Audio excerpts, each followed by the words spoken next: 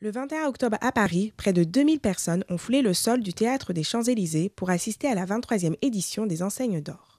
Comme les années précédentes, Alain Boutigny et Gérard Caron ont présenté la cérémonie, accompagnés cette fois-ci de Philippe Demarillac, directeur général de l'agence Market Value.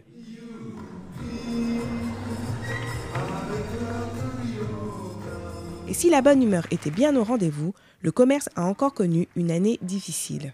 Les enseignes ont donc compris qu'elles devaient jouer sur des leviers différents. Le commerce se porte pas très bien.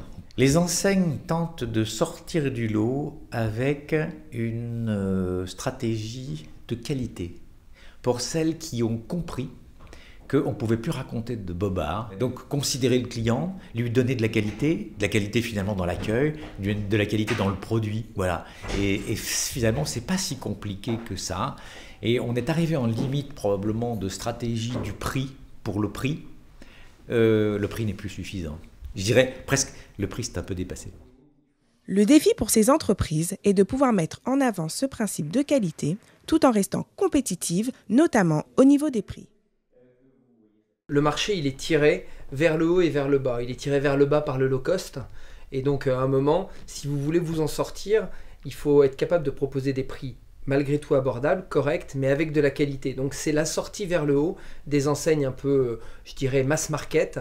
Parce que soit sinon, elles vont se bagarrer sur le prix, elles vont y perdre leur âme face au low cost. Soit elles réussissent à apporter de la qualité en plus. Et donc, c'est certainement le meilleur moyen de s'en sortir pour elles. Certaines des enseignes récompensées s'approprient cette notion de qualité en jouant avec leurs propres armes. C'est le cas notamment de Big Fernand avec ses hamburgers, des burgers à la française. On essaye d'abord de réfléchir en fait au modèle et on essaye un petit peu d'industrialiser des méthodes artisanales. Ça peut paraître un petit peu antinomique, mais c'est vrai que c'est notre première volonté de pouvoir servir ces gens rapidement, mais toujours avec des produits de qualité. On essaie de bien penser les choses avant. Donc en fait, il y a un modèle, voilà, il y a des process et aujourd'hui, on ne peut pas fonctionner dans le commerce sans avoir des process. Alors Alto Café, notre idée à la base, c'est d'aller vers le client avec un café mobile. Notre concept, c'est d'aller dans des lieux de grande consommation avec un café de qualité. C'est-à-dire qu'on n'a pas choisi d'être sur un café à 1 €, qu'on respecte, mais qui n'est pas du tout notre positionnement. On fait un café dans les règles de l'art parce que c'est tellement simple de faire un bon café que c'était dommage de s'en priver. Et aussi parce que ça permet d'être un petit peu moins copié, parce que ça demande plus d'investissement, une très bonne machine. Et enfin, parce que c'est très différenciant aujourd'hui. La qualité était donc dans toutes les bouches.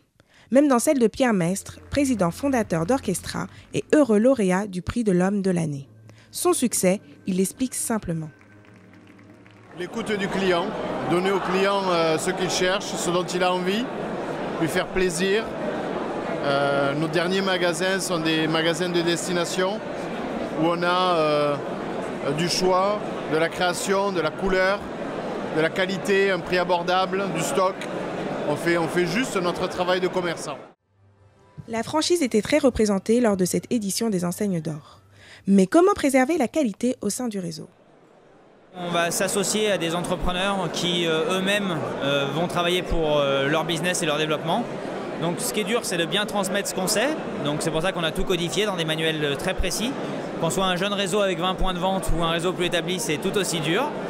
On l'a fait avec beaucoup de sérieux. Donc ensuite, moi, je trouve que c'est plus simple d'avoir affaire à des entrepreneurs qui aiment le détail plutôt qu'à une équipe à manager.